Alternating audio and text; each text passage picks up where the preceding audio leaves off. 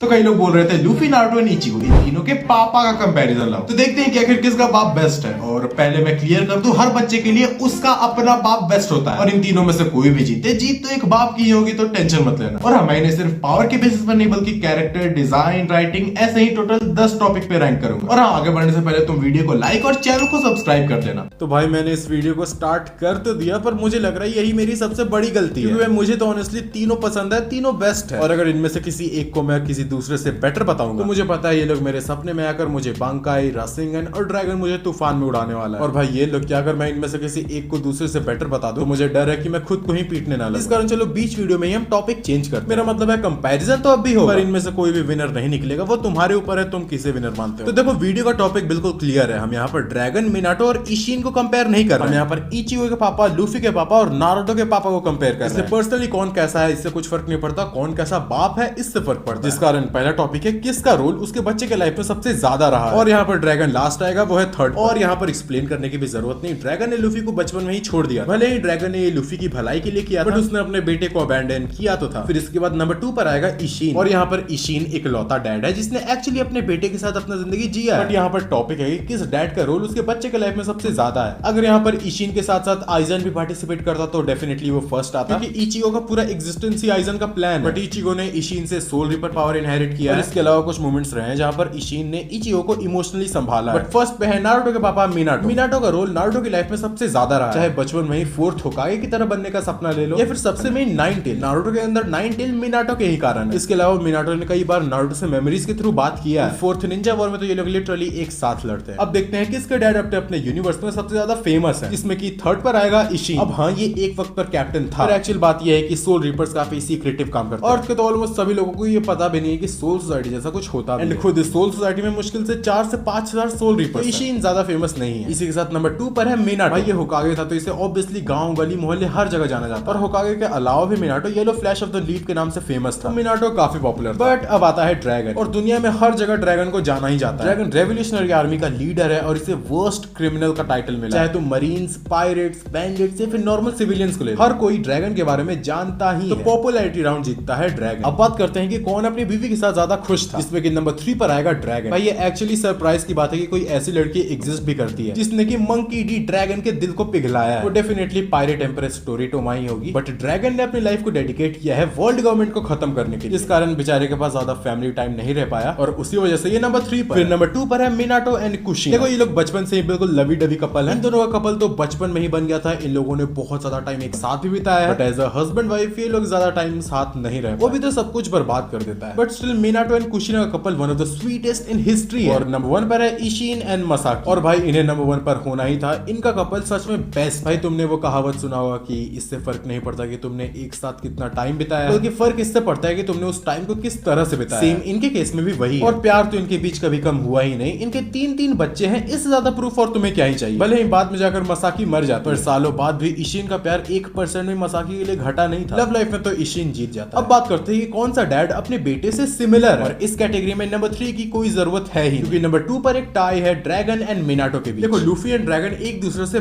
बिल्कुल अलग है। अगर लूफी ईस्ट है तो ड्रैगन साउथ। भाई जहाँ लूफी हर वक्त हंसता रहता है, ड्रैगन के चेहरे पर रेयरली ही कभी स्माइल भी आता है। नारुतो एंड मिनाटो का भी कुछ हद तक सेम ही। मिनाटो को भाई लिटरली मिस्टर परफेक्ट कहा जाता है। नारुतो बचपन से ही गलतियां करता आ रहा है, वो गलती करते करते सीखता है। जहाँ मिनाटो बॉर्न जीनियस था, वंस इन अ जनरेशनल, बंदे का एग्जाम में highest score in the history. वहीं नारुतो अपने रिटन एग्जाम में पूरा पेपर खाली छोड़ के आता है, फिर भी बेचारा पास हो जाता है। और वहीं इशिन एंड इचिगो काफी हद तक सिमिलर है, at least compare to dragon and Minato. Still Ishin and Ichigo के बीच काफी सारी अलग अलग बातें हैं, बट इनका सीरियसनेस, फाइटिंग स्टाइल और स्पेशली थिंकिंग एक दूसरे से काफी सिमिलर है। तुम्हें याद ही होगा इचिगो जब भी अपने घर में घुसता है, उस पर इशिन का एक जोरदार अटैक आता है, और इतने सालों में इचिगो अपने पापा को इतनी अच्छे से जान गया, वो आसानी से उनके अटैक्स को डॉज कर लेता है। तो इसमें भी टॉप पर आया इशिन। अब तक के 4 राउंड में 2 को जीता है इशिन ने, 1 को ड्रैगन ने और 1 को मिनाटो ने। और अब देखते हैं इनका importance in their show. And actually इस कैटेगरी में भी नंबर 3 की जरूरत नहीं है। नंबर 2 पर है इशिन, जो कि इचिगो के पापा हैं। इचिगो को पैदा करने के अलावा, जो कि आफ्टर ऑल आइजन का ही प्लान था, इनका सबसे बड़ा रोल रहा है इचिगो को फाइनल केत्सुगा तेंचो सिखाना। एंड अगर इचिगो अपने मुगेत्सु फॉर्म में नहीं जा पाता, आइजन अपने प्लान में सक्सेसफुल भी हो सकता था। बट इसके बाद है ड्रैगन एंड मिनाटो। भाई नारुतो का नाइन टेल, उसका सबसे मेन चीज वो मिनाटो ने उसके अंदर डाला था। उसके अलावा मिनाटो, ककाशी, ओबितो एंड रेन इनका भी सेंस था। मिनाटो ने ही नाइन टेल के अटैक को रोका भी था। तो हाँ, अगर मिनाटो ना होता तो स्टोरी आगे कंटिन्यू हो ही नहीं पाता। पर अब है ड्रैगन, जो कि वन पीस की स्टोरी को बढ़ाने के लिए सबसे बड़ा रोल निभाता है। अब तक तो पूरे 1100 चैप्टर में ड्रैगन ने ईस्ट में देखने के अलावा बस एक ही चीज किया, जो कि था गॉड वैली में जब सभी लोग अपने अपने मतलब के लिए लड़ रहे थे। ड्रैगन वहां पर एक्चुअल जस्टिस को खोजता है। ड्रैगन शैंक्स को गार्लिंग से बचाता है। अगर ड्रैगन वहां पे ना होता तो शैंक्स हमें दिखता तो जरूर, but as a celestial dragon. और नहीं भाई, मैं इमेजिन में नहीं कर सकता एक मोटे शैंक्स को जिसने वो अजीब सा हेलमेट पहना है। बट एनीवेज ड्रैगन सिर्फ 17 साल की उम्र में गार्लिंग फिगरलैंड से लड़ता है और इसके बाद शैंक्स बड़ा होता है, पायरेट बनता है और इसके बाद गम गम फ्रूट या फिर हितोनोमी लूफी के सामने रखता है। लूफी को बचाता भी है, लूफी को अपने स्ट्रॉ हैट के साथ एक गोल भी देता है। एंड उसी के बाद तो लूफी का एडवेंचर स्टार्ट होता है। आफ्टर ऑल इसका स्टार्ट ड्रैगन से ही होता है। अब इसके बाद एक इंपॉर्टेंट चीज देखते हैं, इनका फाइनेंशियल कंडीशन। एंड यहाँ पर ड्रैगन थर्ड पर। और अब तुम सोचोगे कि ड्रैगन थर्ड पे कैसे आ गया? ये तो रेवोल्यूशनरी आर्मी का लीडर है, इसके पास पैसों की कमी कब से होने लगी? तो भाई एक्चुअली यही बात है, रेवोल्यूशनरी आर्मी का लीडर है इसीलिए पैसों की कमी। रेवोल्यूशनरी आर्मी कितना बड़ा है और उस आर्मी का रहना, खाना पीना, ट्रेनिंग, स्टाफ के लोग, वहाँ के टीचर, अलग अलग रीजन के कैप्टन, हर चीज बेचारे ड्रैगन को ही देखना पड़ता है। फिर इसके बाद नंबर 2 पर आएगा मिनाटो। और देखो मिनाटो अच्छा खासा अमीर था, उसे एस रैंक मिशन से अच्छे खासे पैसे मिलते थे और होकागे बनने के बाद भी उसकी सैलरी काफी अच्छी थी। उसके पास एक डिसेंट घर था और हर चीज परफेक्ट था। अब नंबर 1 पे फिर से इशिन है और ये भी बहुत ज्यादा अमीर तो नहीं है, बट बंदा अपना प्राइवेट हॉस्पिटल चलाता है। हाँ, उरियो के पापा की तरह इसके पास कोई बहुत बड़ा हॉस्पिटल तो नहीं है, बट स्टिल एक छोटे से क्लिनिक में इसकी अच्छी खासी कमाई हो जाती है। ऊपर से भूलो मत ये सोल रीपर्स का कैप्टन रह चुका है, जिनकी सैलरी मिलियंस में होती है। इस कारण चाहे ये वर्ल्ड ऑफ लिविंग में रहे या फिर सोल सोसाइटी में, ये अमीर ही है। पर अब देखते हैं कि इन्होंने अपने बच्चों को आखिर दिया क्या। और मैं पावर या फिर लिनिएज की बात नहीं कर रहा, बल्कि पैसे, क्योंकि ऑब्वियसली जीने के लिए सबसे ज्यादा जरूरी तो वही है। सबसे पहले बात करते हैं लूफी। लूफी को ड्रैगन ने एक पोलो टी शर्ट तक नहीं दिया है। एंड लूफी भी अच्छे बच्चे की तरह कुछ ज्यादा जिद नहीं करता, बस इसे भरपेट खाना दे। पर अगर नारुतो की बात करें तो ये थोड़ा सा कंफ्यूजिंग। नारुतो के पेरेंट्स की जब डेथ हुई थी ये बिल्कुल न्यू बॉर्न बेबी था। अब एज अ होकागे मिनाटो ने अपने विलेज के लिए हर चीज किया, खुद को सैक्रिफाइस तक कर दिया। अब ऑब्वियसली वो एटलीस्ट इतना एक्सपेक्ट तो करेगा कि अगर उसे कुछ हो जाए तो कम से कम विलेज उसके बच्चे का अच्छे से ख्याल रखे। और इसी आशा के साथ मिनाटो एंड कुशिना नारुतो को सौंपते हैं हिरोजन के हाथों में। इन्होंने तो अपनी तरफ से हर कुछ कर दिया जो किया जा सकता था। और देखो पिछली कैटेगरी में जैसा कि मैंने बोला, मिनाटो एक अच्छा खासा डिसेंट लाइफ जी रहा था। एस रैंक मिशन के पैसे और होकागे की सैलरी के कारण इसने एक डिसेंट घर बनाया था और उसके अलावा भी इसके पास डिसेंट एसेट्स भी थे। पर एक्चुअली उस घर का हुआ क्या, ये किसी को कुछ नहीं पता। हिरोजन उस घर को बेच के पैसे खा गया या फिर अपने बेटे की पढ़ाई में लगा दिया या फिर किसी बार में जाकर सभी पैसे उड़ा दिए। वो सब तो मुझे नहीं पता कि हिरोजन ने क्या गेम किया है। नारुतो एक छोटे से रूम वाले घर में रहता था जहाँ पे लिटरली कुछ नहीं था। हिरोजन उतने बड़े घर के पैसे को खाकर नारुतो को इस छोटे से घर में पटक देता। नारुतो के पास अपने पेट भरने के लिए भी बेरली ही पैसे हो पाते थे। लीव विलेज के एक नॉर्मल पेरेंट्स भी अपने बच्चे को आराम से खाना खिला सकते। और कुछ ऐसा था नारुतो का हालत, जबकि ये एक होकागे का बेटा है। इचिगो अपने पापा से पावर्स के अलावा ज्यादा कुछ इनहेरिट नहीं करता। इचिगो बड़े होने के बाद जॉब करता है, पहले वो एक टीचर बनता है, फिर दूसरी नौकरी पकड़ता है ट्रांसलेटर का। तो फाइनली देखते हैं रिजल्ट की कौन है सबसे बेस्ट डैड। तो इशिन ने इचिगो के साथ सबसे ज्यादा समय बिताया। इशिन इचिगो को समय समय पर गाइड भी करता है। एक्चुअली ये बिग 3 का सबसे फनी डैड है। ड्रैगन की बात करें तो उसने लूफी के साथ ज्यादा समय नहीं बिताया है, बट ये लूफी के डिसीजन की रिस्पेक्ट करता है, जिस कारण ड्रैगन एक रिस्पेक्टिव एंड केयरिंग डैड है। एंड मिनाटो मरने के बाद भी समय समय पर नारुतो को गाइड करता है, इस कारण ये भी एक केयरिंग एंड रिस्पॉन्सिबल डैड है। तो एक्चुअली देखा जाए तो तीनों ही बेस्ट। और भाई बस इस वीडियो के लिए इतना। पसंद आया होगा तो वीडियो को एक लाइक भी कर देना और कमेंट्स बताना कि नेक्स्ट वीडियो किस टॉपिक पे चाहिए।